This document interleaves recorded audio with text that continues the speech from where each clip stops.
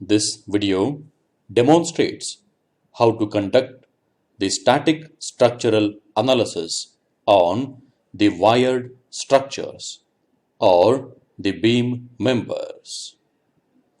The main objective of this analysis is to model the beam elements in ANSYS Workbench. Assign a circular cross-section for the respective members.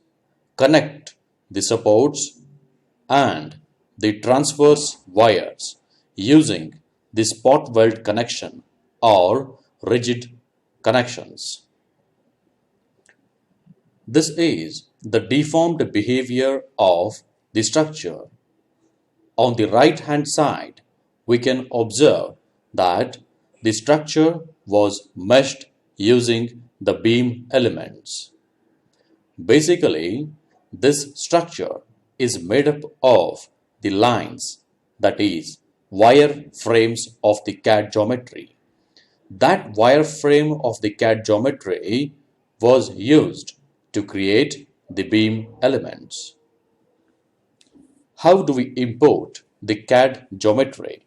How we are going to treat the connection between the supports as well as the transverse wires? How to define the cross-section? How to connect the wires as well as the supports using the rigid connections? These we are going to study in this tutorial. Let us begin with the tutorial. Create a new static structural analysis file. Drag this file to the project schematic. Right-click on the static structural, pick on Rename. Enter the name of the file as Grill Wires. The name could be anything. This is just a random name. Pick on Enter. Let us make use of the default structural steel material. Pick on the geometry. Right-click. Select here Import. Pick on. It is not there in the temporary memory. Hence, pick on the new geometry over here. This will open.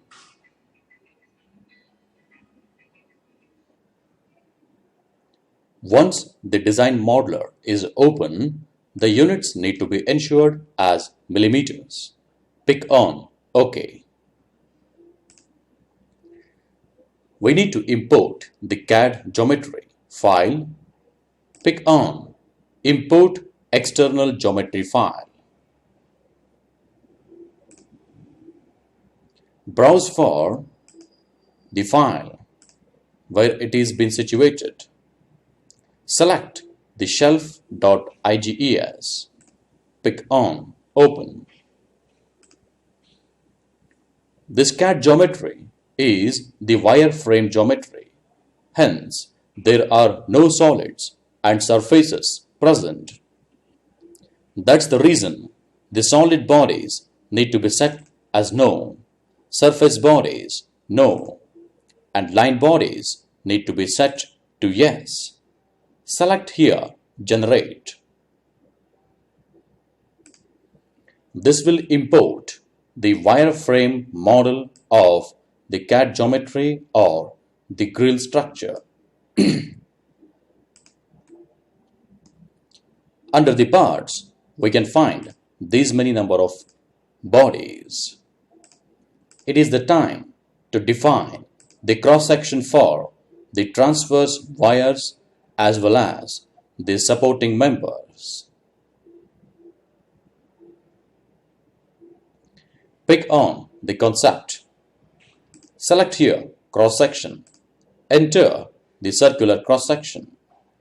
The cross-section can be either I section, C section, L section, T section, hollow rectangular tube, or solid rectangular or hollow circular tubes. In this case, we are interested for the solid circular cross-section. The moment solid cross-section is picked, here we can find the cross-section. In this circular, enter the radius of the circle as 1.5, enter. This defines the diameter to be 3 millimeters. Pick on the concept again. Select here the cross-section. Select here circular section. Enter the radius for the section as 3 millimeters. That is the radius. Pick on the first two bodies. They are supports. These two bodies should be assigned with the cross-section having the solid diameter of 6 millimeter. That's the reason. Select the second circular. Similarly, select the remaining bodies. Assign the cross-section to be the first circular. Once the cross-section assignment is completed, pick on Save. Visit to the project page. Pick on the model. Right-click, select here, Edit, which is going to open the ANSYS Mechanical. We can find at the left bottom corner message. The mechanical window is now open and the geometry is imported. Since the geometry is made up of the lines or the wires, it is hard to visualize at this moment. Select the geometry here. We can find all the geometries are highlighted with the right tick mark. Pick on the mesh. Right-click, Insert, pick on Sizing. Enter the element size to be 10 millimeters for all the wires. Hence, ensure under the selection filter the edges. Right-click, pick on Select All. Pick on Apply to confirm the geometry selection. Right-click on the mesh, pick on Generate Mesh.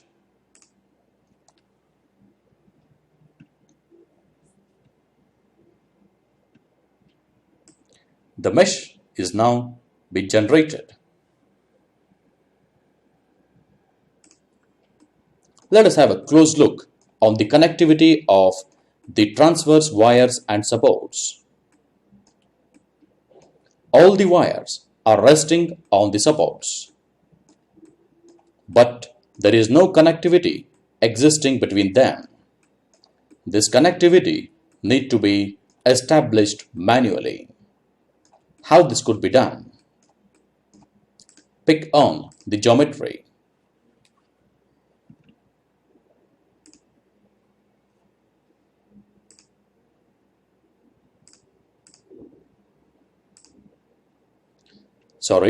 Pick on the model. It will highlight the remote points in this top area. The remote point is the rigid connection defined between the geometrical entities. Ensure that the vertex is selected from the selection filter. Zoom the area where it needs to be defined. Select two vertices. Pick on Remote point. Similarly, select the remaining point. Pick on here the remote point. Similarly, next remote point. The same way, the remote point need to be defined for all the vertices which requires the rigid connection. We have completed one side of the connection. Let us proceed to the other side.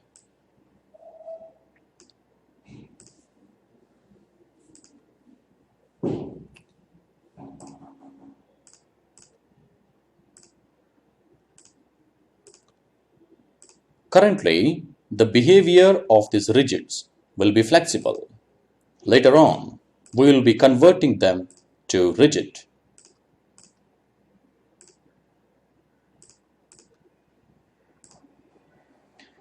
We have defined almost all the rigid connections for the structure.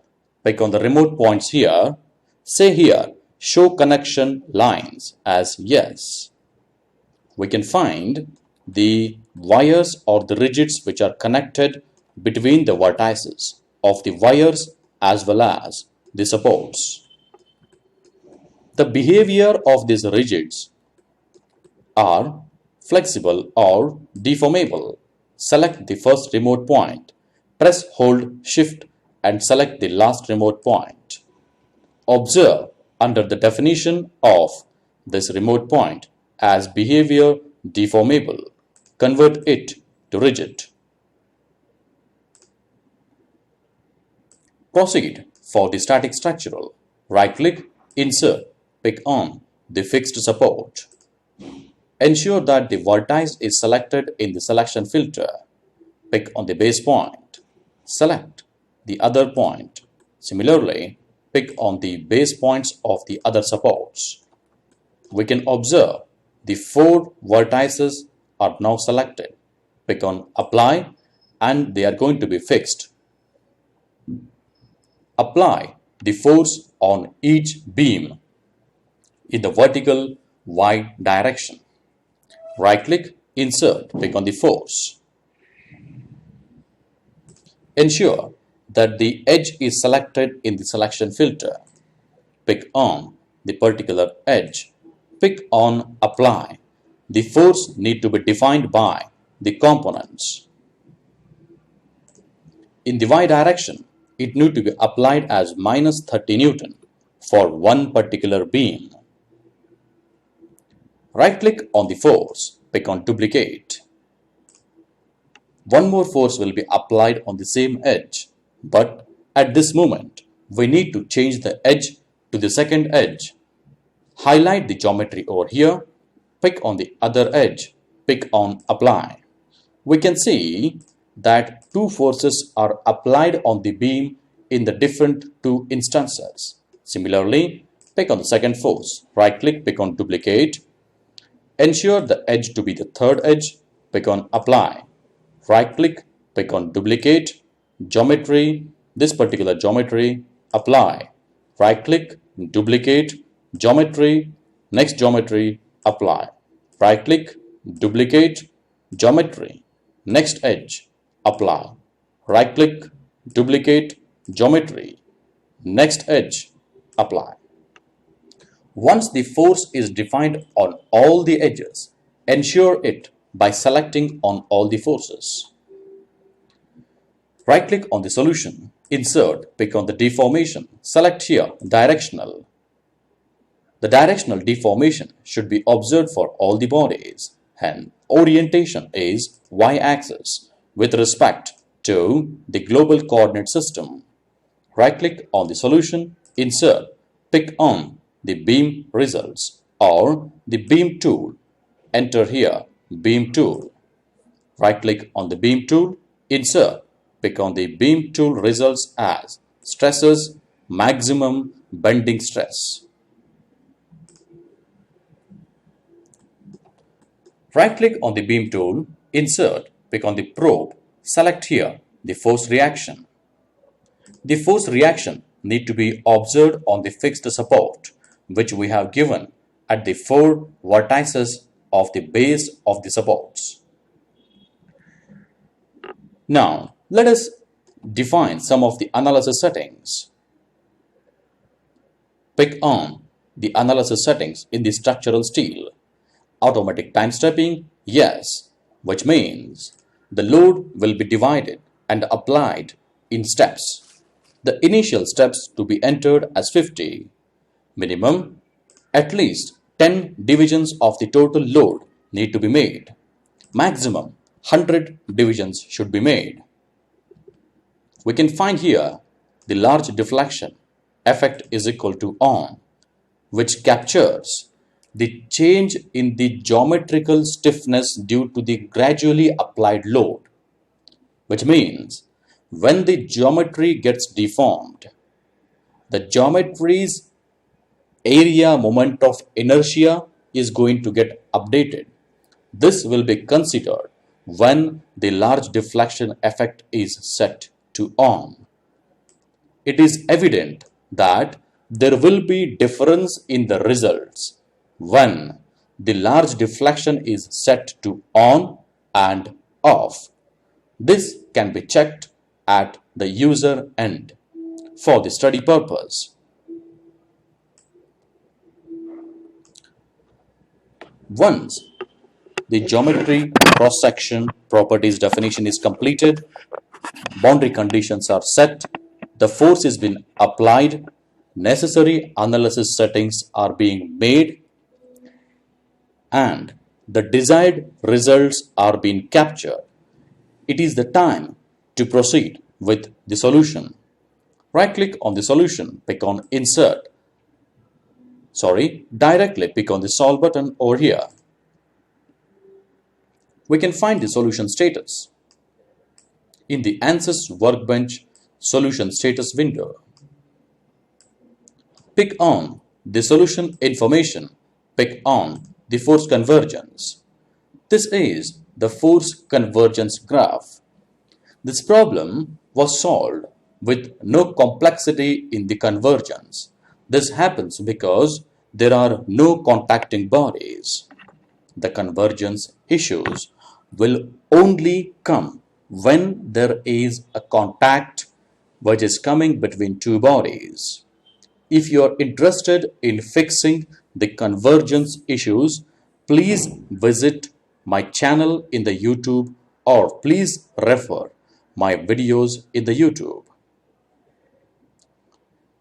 We'll pick on the maximum bending stress. We can observe the stress contour which are observed on the structure. The deformed shape is the actual scale. Pick on the result scaling over here and change it to 2 times or 5 times. The structure deformation will look in an exaggerated way. This is just for the visibility purpose. Our main intent of the analysis is to study the behavior. Keep it as iso orientation, which is isometric. Pick on the deformation scale to be 1:1. Pick on the reaction force.